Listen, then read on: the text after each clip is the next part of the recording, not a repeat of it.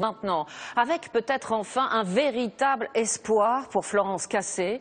La journée est cruciale pour la Française qui est emprisonnée au Mexique depuis plus de 7 ans maintenant. La Cour suprême se réunit en effet aujourd'hui. Elle pourrait prononcer une annulation de sa condamnation.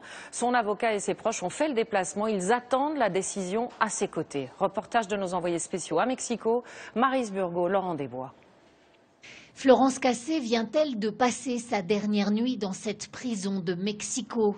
Son avocat français l'a vue hier au parloir. Il aimerait y croire. Mais après 7 ans d'enfermement, de procédure et de déception, la prudence s'impose. Pouvez-vous nous dire dans quel état d'esprit est Florence aujourd'hui?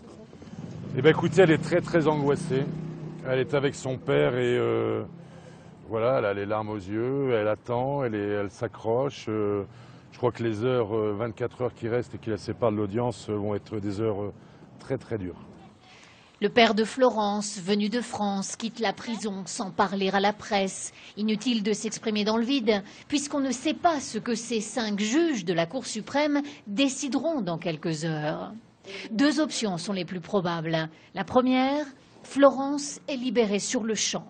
La deuxième, il est décidé de refaire un procès, mais cette fois, les fausses preuves fabriquées par la police ne seront pas versées au dossier. Cet influent représentant de l'Église catholique nous assure qu'en cas de nouveau jugement, la jeune femme sera forcément acquittée. Car non seulement elle n'a pas eu droit à un procès équitable, mais en plus, toutes les preuves contre elle ont été créées de toutes pièces. Elle est innocente, sans aucun doute. Un vent d'optimisme appuyé par ces excuses inédites, diffusées sur la télévision mexicaine cette semaine. Le présentateur fait son mea culpa pour avoir diffusé, il y a 7 ans, ces images truquées de l'arrestation de la Française.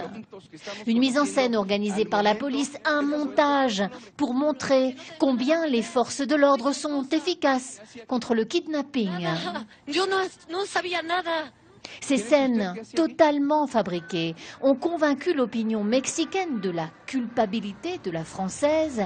Elle purge une peine de 60 ans de prison pour des enlèvements qu'elle a toujours niés.